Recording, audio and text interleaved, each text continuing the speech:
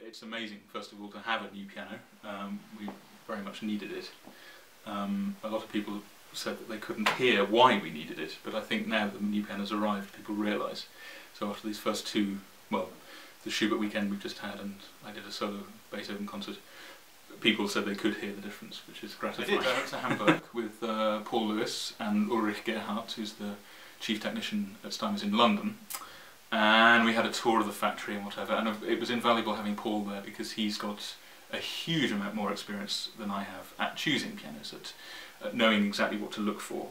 And he had a lot of very good advice on how to do that, and in the end we both agreed very much on which one we would take. There were three that were in just off the production line, one of which we discounted immediately without even thinking about it. But the two others, they each had their own characters, but we thought the one that we chose I think was more suitable for the Crucible, but it also had more of an even regulation, even sound, and just had a bit more sort of subtlety in the sound. The other one was a bit too direct, I think, which is not necessarily what you want in such a small space as the studio.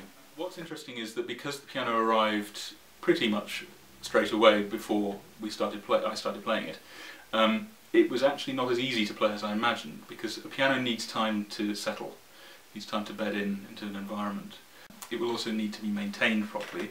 We'll need to get a guy up from London to look at it quite soon, I'm guessing, just to sort of work on the hammers, and that will sort of, if you like, that'll release the sound a little bit more. The regulation, of course, is absolutely perfect because it's brand new, so it's mainly to do with how the hammers feel.